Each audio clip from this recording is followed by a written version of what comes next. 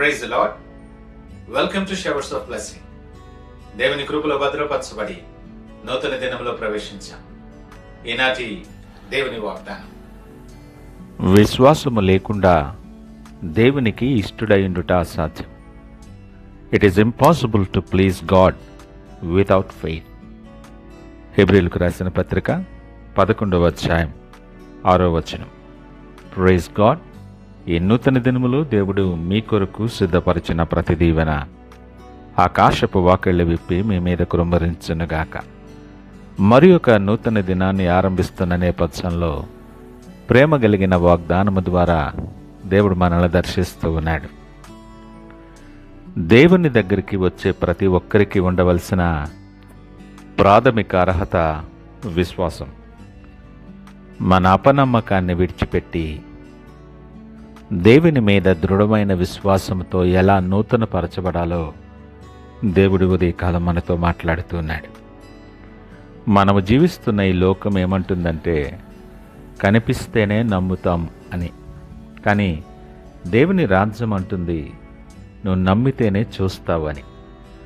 మన జీవితంలో అనేక ప్రార్థనలు మనం చేస్తాం. అయితే అవి నెరవేరుతాయని ఎంతవరకు నమ్మగలుగుతున్నాం? అనుమానం అనే తుఫాన్లో మన విశ్వాసపు నావ ఒకవేళ మునిగిపోతుందేమో. లేఖనం చాలా స్పష్టంగా మాట్లాడుతుంది, విశ్వాసం లేకుండా దేవుడికి ఇష్టడైనట అసాధ్యము అని. మన విశ్వాసాన్ని పరీక్షించుకునే సమయం ఈ శ్రమల కాలం. ఈ ఉదయకాలం దేవుడు నీతో మాట్లాడుతున్న మాటలు నీలో భయాన్ని పోగొట్టి దేవుడు నీ కొరకు సిద్ధపరిచిన గొప్ప అద్భుతాలను అందుకునే విశ్వాసాన్ని నీకు ఇవ్వబోతూ ఉంది. విశ్వాసం అనేది దేవుని హృదయాన్ని తాకే తాళపు చెవి. నువ్వెన్ని ధర్మాలు చేసినా, ఎంత భక్తిగా ఉన్నా విశ్వాసం లేకపోతే దేవుని సంతోషపెట్టలేవు. ఇది దేవుడు ఎక్కడో ఉన్నాడని ఒప్పుకోవడం కాదు, ఆయన నా ప్రక్కనే ఉన్నాడు, నా మాట వింటున్నాడని బలంగా నమ్మడం. నిన్నెప్పుడు ఖాళీ చేతులతో దేవుడు పంపడని జ్ఞాపకం చేసుకో. నిన్ను నీవు తగ్గించుకుని ఆయన వెతికితే నీకు ఖచ్చితంగా ప్రతిఫలాన్ని ఇచ్చే దేవుడు. ఆయన అన్యాయస్తుడు కాదు, మాట ఇచ్చి తప్పనివాడు, తన వాగ్దానాన్ని నెరవేర్చువాడు. ఈ మాటలు వింటున్న ప్రియ దేవుని జనాంగమా, ఈ నూతన దినాన్ని ఆరంభిస్తున్న నేపథ్యంలో నీ మార్గములో ఉన్న సమస్య నీకంటే పెద్దదిగా కనిపిస్తుందా? అంటే నీవు దేవుని కంటే నీ సమస్యనే ఎక్కువగా నమ్ముతున్నావు. దేవుని సన్నిధిలో నువ్వు గడపాల్సిన ఆత్మీయ సమయాన్ని భయపడటానికి, ఆందోళన చెందటానికి నువ్వు బలిస్తున్నావేమో. నీ విశ్వాసాన్ని నీరు కార్చటానికి ఈ ఆత్మీయ బలహీనతే ప్రధాన కారణంగా మారుతుంది. దేవుని వాగ్దానాలు మనం మర్చిపోయి లోకపు వార్తలను, మనుషుల మాటలను మనం ఎక్కువగా నమ్మేస్తుంటాం. నీ విశ్వాసం కేవలం నీకు అనుకూలంగా ఉన్నప్పుడే ఉంటుందా? లేదా నువ్వు శ్రమలో, ఇరుకులో, ఇబ్బందులో ఉన్నప్పుడు కూడా నీ విశ్వాసం నిలిచి ఉంటుందా? ఒకసారి ఆలోచన చేయి. ఈ శ్రమల దినాలలో నీ ప్రయాణంలో ఒక నిమిషం తీసుకొని ఆగి ఆలోచన చెయ్యి. నువ్వు దేవుని నమ్ముతున్నావా? లేక నీ జ్ఞానం, నీ తెలివితేటలు, నీ పదవి, నీ హోదా, నీకున్న పేరు, పలుకుబడి, వీటిని నమ్ముతున్నావా? పశ్చాత్తాపం అంటే నీ అపనమ్మకాన్ని ఒప్పుకొని ప్రభువా నా అవిశ్వాసాన్ని తీర్చి నాకు సహాయము దయచేయమని ఆయనను వేడుకొనుట.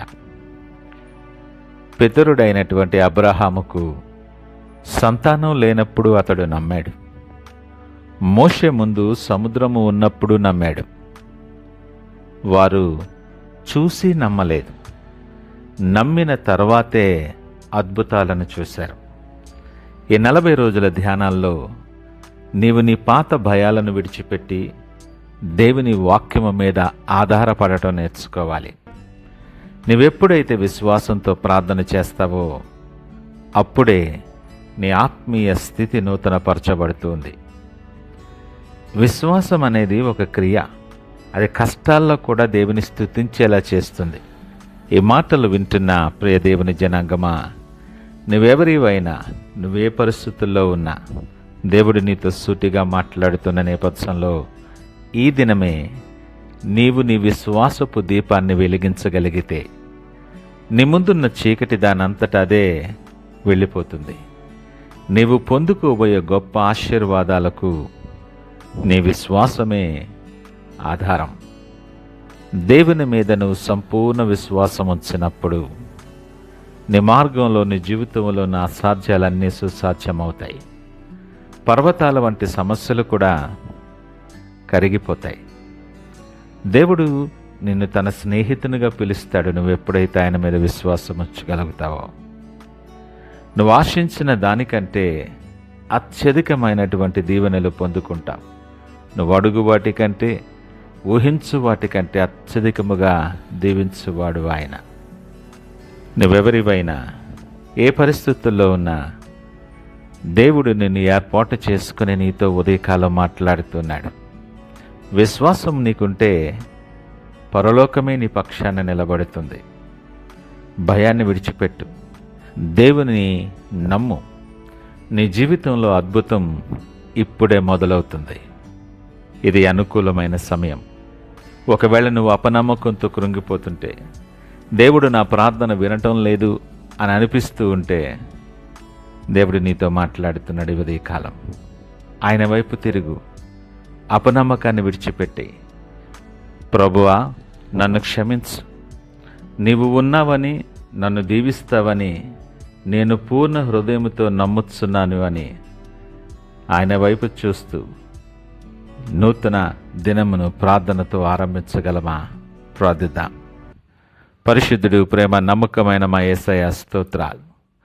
ఈ ఉదయకాల సమయం మాతో మీరు చాలా సూటిగా మాట్లాడిన విధానం చొప్పున మీకు కృతజ్ఞతాస్తుతులు తెలియచేస్తున్నాం. అయా, మాలో ఉన్న అపనమ్మకాన్ని తీసివేసి నీపై అంచెలంచెలమైన విశ్వాసాన్ని మాకు దయచేయమని ప్రార్థన చేస్తున్నాను. ఈ శ్రమ దినాలలో మా ఆత్మీయ నేత్రాలు తెరిచి నీ మహిమను చూసే ధన్యత మాకు అనుగ్రహించండి.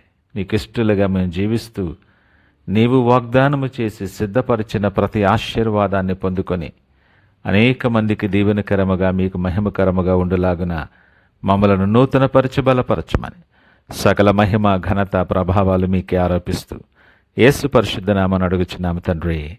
ఆమేన్. God bless you.